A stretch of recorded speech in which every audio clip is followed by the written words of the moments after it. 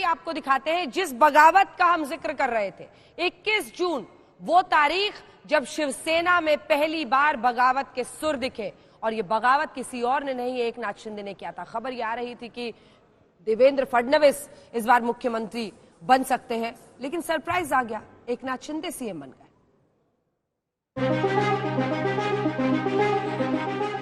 BJP कार्यकर्ता मिठाई देवेंद्र फडणवीस को खिला रहे थे। चर्चा फडणवीस के मुख्यमंत्री बनने की थी, लेकिन शिंदे की मौजूदगी में हुई प्रेस कॉन्फ्रेंस में फडणवीस ने जैसे ही नाम का ऐलान किया, सभी चौंक गए। एक बार किसी को यकीन नहीं हुआ कि उद्धव ठाकरे की विदाई के बाद महाराष्ट्र के मुख्यमंत्री फडणवीस नहीं बल्कि एकनाथ शिंदे होंगे।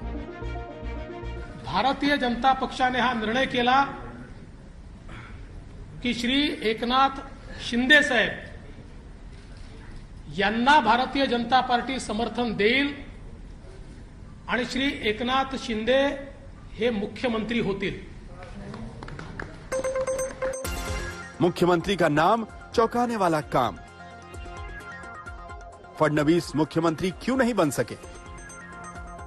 एकनाथ शिंदे पर बीजेपी का दांव क्यों?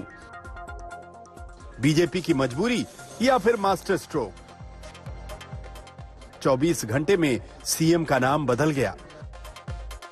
शिंदे के सीएम बनने की इनसाइड स्टोरी।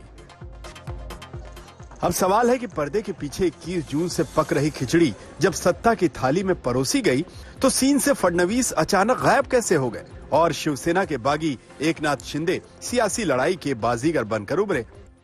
नहीं, इसका निर्णय हुआ तो अच्छा हुआ। इसके बारे में हमको कुछ मालूम नहीं था। आपके चैनल के माध्यम से ही मुझे पता चला और हम लोग उनके साथ में ही थे, इसके लिए हम लोग स्वागत करने आए थे। बीजेपी के टॉप सोर्सेज से मिली जानकारी के मुताबिक सब कुछ प्लान के हिसाब से हुआ, यानी इसमें कुछ भी चौंकाने वाला नहीं है। शिवसेना में बगावत हुई और बीजेपी ने सियासी गुड़ा भाग को देखते हुए शिंदे का सिर्फ समर्थन किया है। समर्थन के पीछे का खेल भी समझिए। शिंदे को सीएम बनाने की इनसाइड स्टोरी नंबर 1, लोगों को संदेश देना कि सरकार शिवसेना की है। नंबर 2, ठाकरे परिवार को शिवसेना से अलग थलग करना।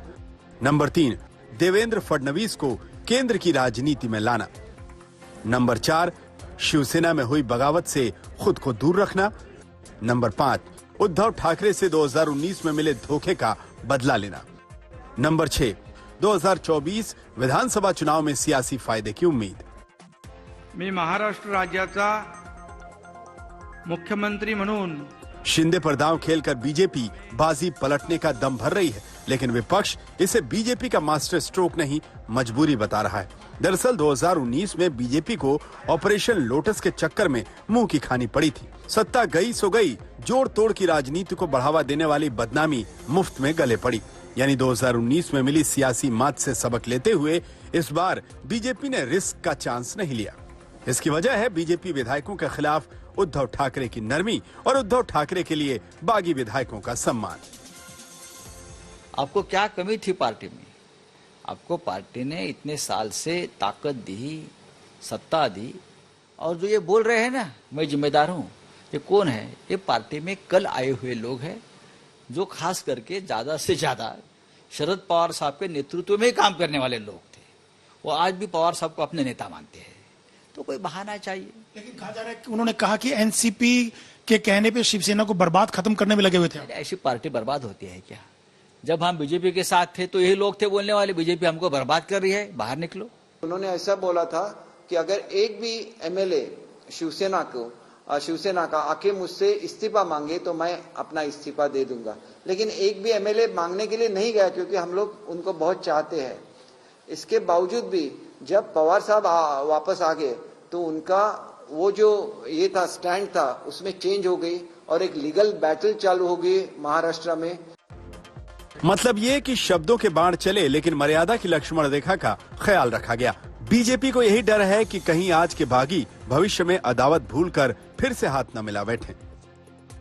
आज मी आपल्या सगळ्यांच्या समोर मुख्यमंत्री पदाचा देखील त्याग करत आहे। बीजेपी को भी पता है कि बागियों के दम पर बनाई गई सरकार लॉन्ग टर्म दाव नहीं होती। क्योंकि बागी विधायक किसी भी वक्त उद्धव के दरबार में लौट जाते।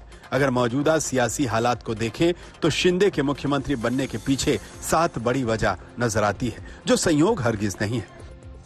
वजह नंबर 1, महाराष्ट्र में ऑपरेशन लोटस से होने वाली किरकिरी से बचना चाहती है बीजेपी। वजह नंबर 2, उद्धव के पीठ में बीजेपी ने छुरा घोंपा, ऐसे नैरेटिव से ठाकरे को मिलने वाली सहानुभूति से निपटना। वजह नंबर 3, शिंदे को सीएम बनाकर बाला साहेब ठाकरे की विचारधारा के समर्थन का संदेश देना। वजह नंबर 4, 2024 चुनाव में संदेश देना कि असली शिवसेना तो बीजेपी के साथ है। वजह नंबर 5, 2024 विधानसभा चुनाव में अपने दम पर सरकार बनाने की तैयारी करना। वजह नंबर 6, 2.5 सालों तक बागी गुट को एकजुट रखना ताकि नई बगावत से बचा जा सके। और वजह नंबर 7, भविष्य में शिवसेना के दोनों गुटों में एक होने की संभावना का बरकरार रहना। बहुत गर्व हुआ, हमारा नेता इतना बड़ा है, इतने बड़े विचार का है और पार्टी को आगे बढ़ाने वाला है, इसलिए हमें बहुत गर्व हुआ। और हम उनके साथ पिछले 20 साल से काम करते हैं, फडणवीस साहब के साथ। ये ऊंचे विचार वाला इंसान है।